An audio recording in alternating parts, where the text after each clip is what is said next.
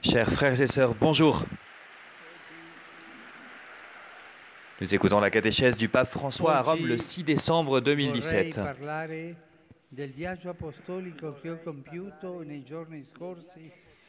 Je voudrais parler aujourd'hui du voyage apostolique que j'ai réalisé ces derniers jours au Myanmar et au Bangladesh.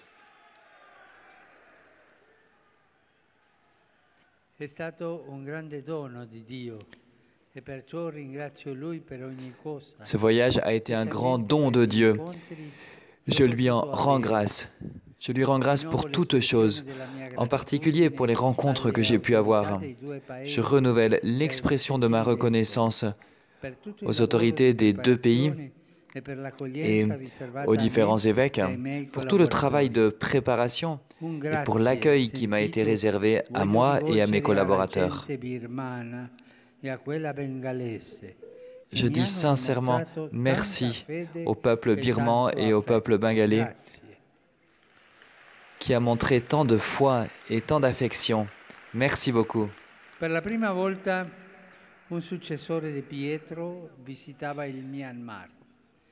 Pour la première fois, un successeur de Pierre visitait le Myanmar. Peu après l'établissement de relations diplomatiques entre ce pays et le Saint-Siège, j'ai voulu exprimer la proximité du Christ et de l'Église vis-à-vis d'un peuple qui a souffert à cause de conflits, de répression et qui, aujourd'hui, marche lentement vers une nouvelle condition de liberté et de paix. Un peuple où la religion bouddhiste est fortement enracinée avec ses principes spirituels et éthiques, et où les chrétiens sont présents comme un petit troupeau, comme la levure du royaume de Dieu.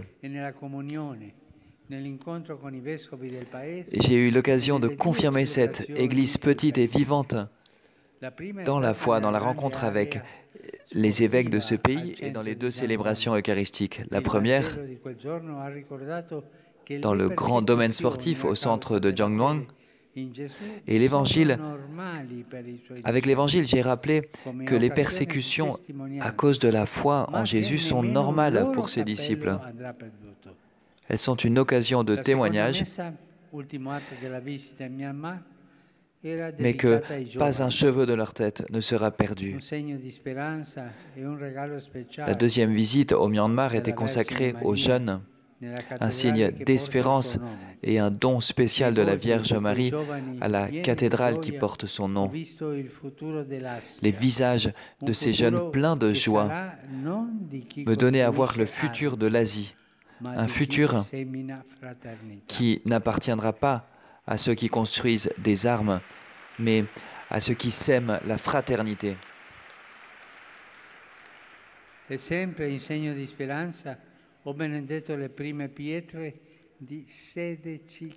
En signe d'espérance, j'ai béni les premières pierres de 16 églises et du séminaire de l'Annonciature.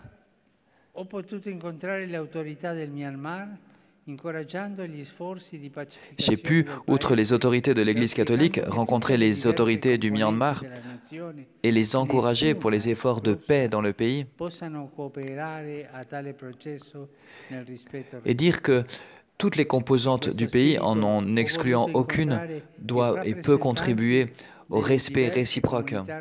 J'ai voulu donc rencontrer les représentants des différentes communautés religieuses présentes dans le pays, en particulier le Conseil suprême des moines bouddhistes, en leur manifestant l'estime de l'Église vis-à-vis de leur tradition antique et la confiance que les chrétiens et les bouddhistes peuvent aider ensemble les personnes à aimer Dieu et le prochain en rejetant toute violence et en s'opposant au mal par le bien.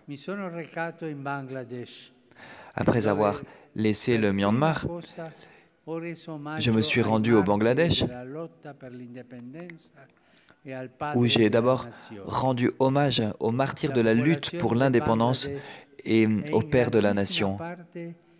La population du Bangladesh est en grande partie de religion musulmane.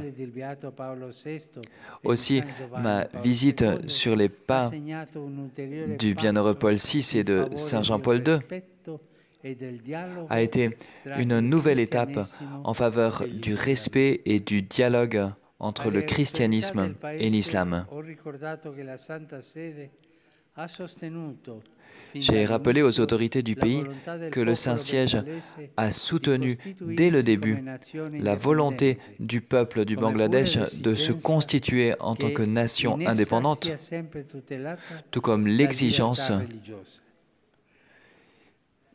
qui soit toujours protégée la liberté religieuse. En particulier, j'ai voulu exprimer ma solidarité au Bangladesh dans son engagement pour secourir les réfugiés Rohingyas venus en masse sur son territoire où la densité de population est déjà parmi les plus hautes du monde. La messe célébrée dans le parc historique de Dacca a été enrichie par l'ordination de 16 prêtres. Et cela a été un des événements les plus joyeux, les plus significatifs du voyage. En effet, que ce soit au Bangladesh ou au Myanmar et dans les autres pays du sud-est asiatique, grâce à Dieu, les vocations ne manquent pas. Elles sont le signe de communautés vivantes où résonne la voix du Seigneur, le Seigneur qui appelle à le suivre. J'ai partagé cette joie avec les évêques du Bangladesh et je les ai encouragés dans leur engagement généreux pour les familles, pour les pauvres, pour l'éducation, pour le dialogue et la paix sociale.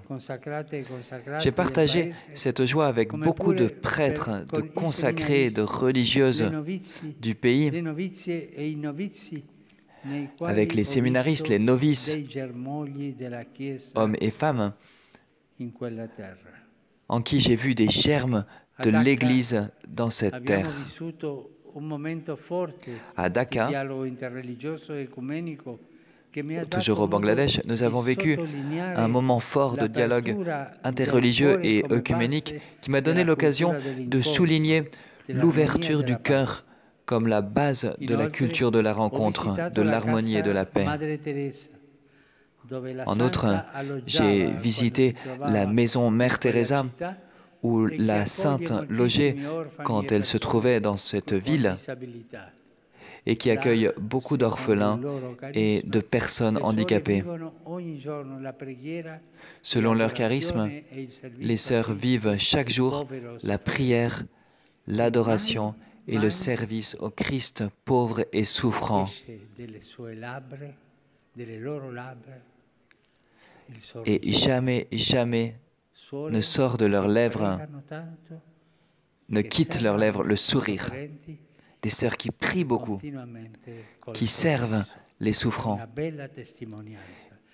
et qui ont toujours le sourire aux lèvres. C'est un beau témoignage. Je remercie vraiment beaucoup ces sœurs pour leur sourire.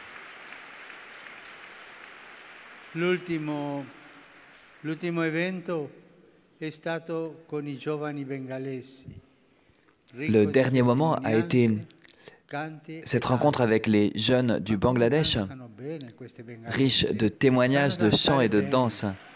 Ils dansent bien, hein, ces Bengalais. Ils dansent très bien. Une fête qui a donc manifesté la joie de l'Évangile, accueillie par cette culture. Une joie fécondée par les sacrifices de tant de missionnaires, de tant de catéchistes et de parents chrétiens. Il y avait à la rencontre des jeunes musulmans également et d'autres religions, un signe d'espérance pour le Bangladesh, pour l'Asie et pour le monde entier. Merci beaucoup.